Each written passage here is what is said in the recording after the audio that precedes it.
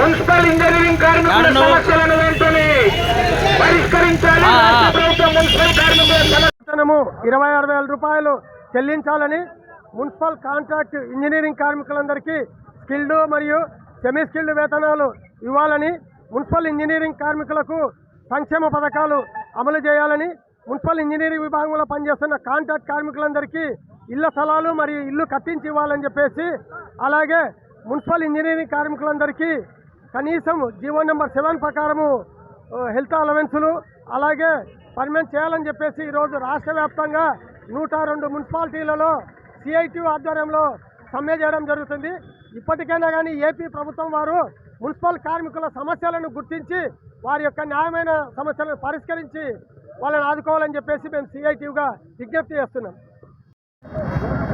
ఈరోజు రాష్ట్ర వ్యాప్తంగా ఉన్నటువంటి 50,000 మంది మున్సిపల్ వర్కర్లు ఈరోజుకు రెండో రోజు సమ్మెలో దిగడం జరిగింది.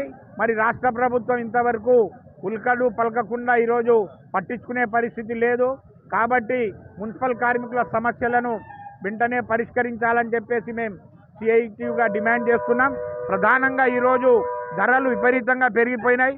కాబట్టి కనీస వేతనం 26,000 రూపాయలు ఇవ్వాలి, అట్లే సమాన పనికి సమాన వేతనం ఇవ్వాలి, అట్లే సంక్షేమ పథకాలు అమలు చేయాలి, అట్లే ఇంజనీరింగ్ సెక్షన్లలో పనిచేసే కార్మికులకు కూడా తక్కువ వేతనాలు ఇస్తున్నారు.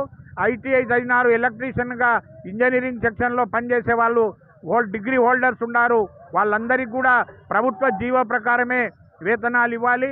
స్కిల్డ్ సెమీ స్కిల్డ్ వర్కర్లుగా గుర్తించి వాళ్ళకి వేతనాలు ఇవ్వాలని చెప్పేసి మేము గత 4.5 సంవత్సరాలుగా ప్రభుత్వం దృష్టికి తీసుకుపోయి అనేక రకాలుగా పోరాటాలు చేసినప్పటికీ ఈ ప్రభుత్వం స్పందించలేదు. కాబట్టి తప్పని పరిస్థితిలో సమ్మె చేయాల్సిన పరిస్థితి రాష్ట్ర ప్రభుత్వమే కల్పించింది. కాబట్టి ప్రజానీకాన్ని కోరేది మున్సిపల్ వర్కర్ల సమస్యలు పరిష్కరించకపోవడం రాష్ట్ర ప్రభుత్వం యొక్క తప్పు. కాబట్టి మేము రాష్ట్ర ప్రభుత్వానికి ఈరోజు ప్రజలకు ఇబ్బంది పెట్టాలనే ఆలోచన మున్సిపల్ యూనియన్గా మాకెవరికి లేదు. కాబట్టే ప్రభుత్వం వెంటనే మున్సిపల్ కార్మికుల సమస్యలు పరిష్కరించాలని చెప్పేసి మేము సిఐటిగా డిమాండ్ చేస్తూ ఉన్నాం.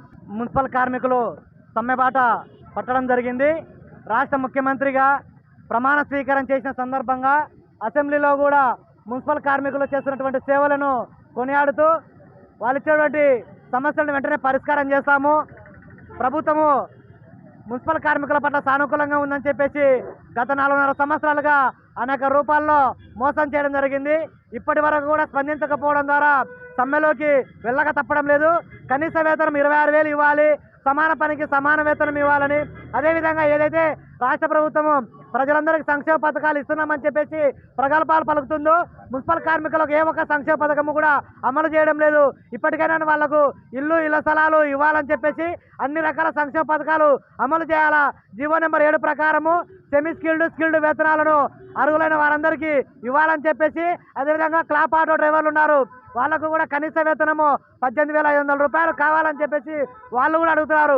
కాబట్టి ఈ సమస్యను వెంటనే రాష్ట్ర ప్రభుత్వము పరిష్కారం చేయాలి, లేకుంటే నిరవధిక సమ్మెను కొనసాగిస్తాము, మరింత ఉధృతం చేస్తామని సిఐటిగా హెచ్చరిస్తున్నాం.